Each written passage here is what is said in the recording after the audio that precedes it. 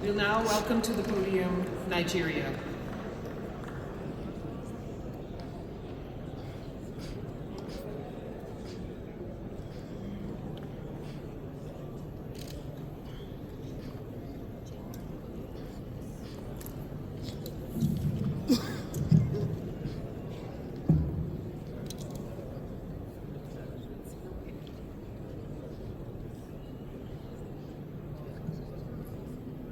Madam President of the Assembly,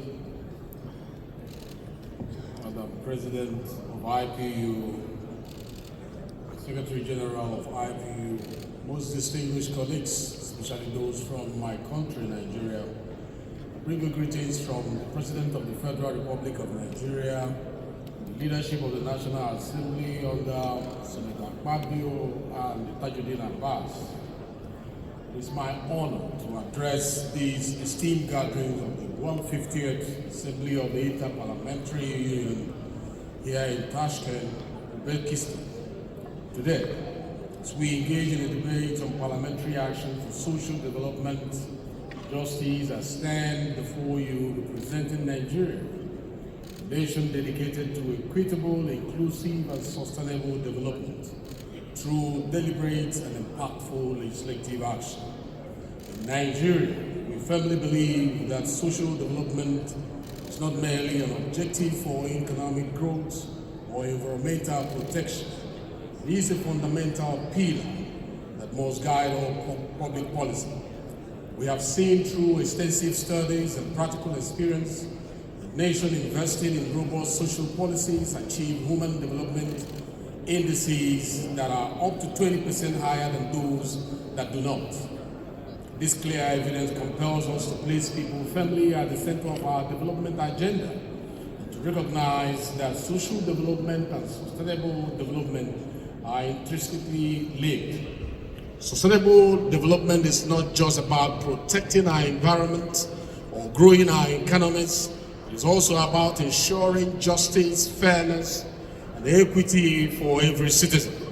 When we speak of social development, we refer to building societies where access to quality education, healthcare, housing, and decent work is not a privilege for the few, but a right for all. True sustainable development must be inclusive.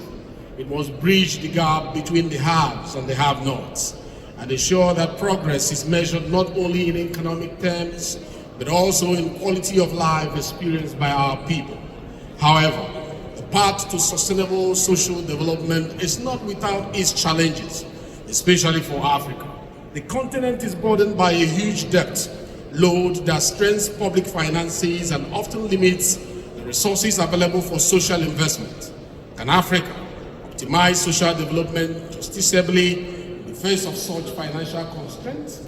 This is a critical question, and while the debt burden presents formidable challenges, it must not be an excuse for inaction.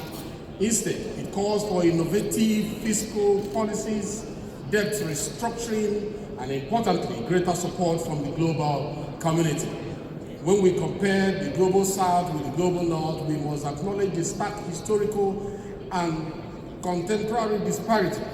The global north has over centuries achieved considerable progress in social development driven by resources, driven by technology, driven by economic opportunities. Africa, on the other hand, is still emerging from the profound scars of the slave trade and the burden of colonization, a legacy that has left deep economic and social fractures.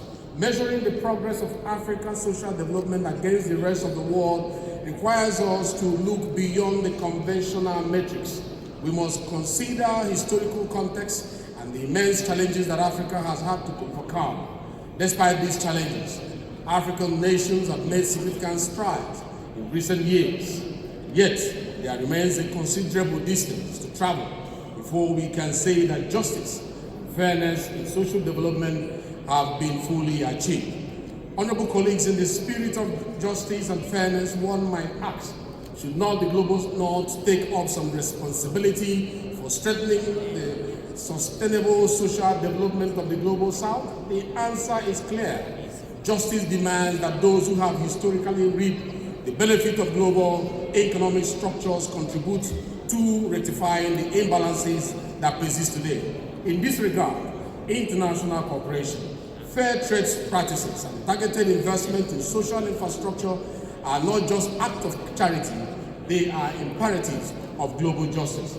Nigeria has taken decisive steps to meet the global demand for sustainable social development and justice. Our legislative achievements in recent years bear testament to our unflinching commitment. One of the key pillars of our strategy has been the establishment of regional development commissions. Over the past year, the Nigerian Parliament has enacted legislation to create 4 new regional development commissions. These bodies are dynamic institutions tasked with the challenging resources, channeling resources where they are needed most, ensuring that policy interventions are tailored to the unique challenges and opportunities of each region. By decentralizing our development effort, we are breaking away from the one-size-fits-all approach and ensuring that every region can chart its own course towards sustainable progress. We have passed the Student Loan Act 2024 to open higher education to the underprivileged, complemented by a large increase in our budgetary allocation to education, ensuring that funds are available to support quality learning and empower our youth for the future.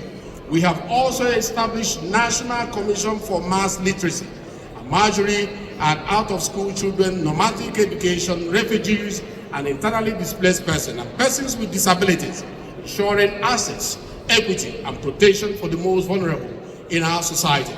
Furthermore, we have strengthened healthcare by ensuring free emergency treatment for pregnant women and expanding health coverage via the National Health Insurance Authority, expanded health coverage, and created financial support system, including non-collateral loans for youth and women cooperatives, entrepreneurship grants for NYSC members, and mandatory entrepreneurship education in universities, advanced social inclusion with the Not Too Young to Run Act to unlock governance space for the youth. We are now considering 5 new gender equity bills to boost women's representation. We are also currently amending our constitution to increase the number of women in parliament and have enhanced funding for the Ministry of Women Affairs for grassroots empowerment, and passed the Nigerian Startup Act 2022 and the Companies and Allied Matters Act 2020 to unlock digital opportunities for young entrepreneurs and tech innovators, especially women. Another significant legislative measure has been our new minimum wage bill.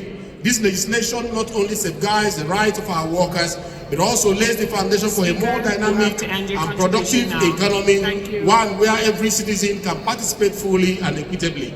Complementing these initiatives are our progressive tax reform, driven by our progressive reformer, President Bola Ahmed Tinubu. The recent tax reform bills, which emphasize progressive taxation framework, are designed to ensure that those who benefit the most from our nation's economic activities contribute their fair share, while vulnerable Nigerians are not overly burdened. These reforms are critical in generating additional resources to fund our expanding portfolio of social services and infrastructure projects. In essence, by strengthening this fiscal backbone of our government, we are better equipped to invest in sectors that will lift our society as a whole.